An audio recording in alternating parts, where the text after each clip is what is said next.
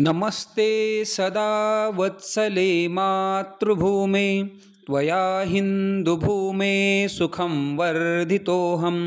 महामङ्गले पुण्यभूमे त्वदर्थे पतत्वेशकायो नमस्ते नमस्ते प्रभो शक्तिमन् हिन्दुराष्ट्राङ्गभूता इमे सादरन्त्वान्नमामो वयं त्वदीयाय कार्याय बद्धा कटीयं शुभामाशिषं देहि तत्पूर्तयेत् अजय्याञ्च विश्वस्य देहीश शक्तिं सुशीलं जगत्येन नम्रं भवेत् श्रुतं चैव यत्कण्टकाकीर्णमार्गं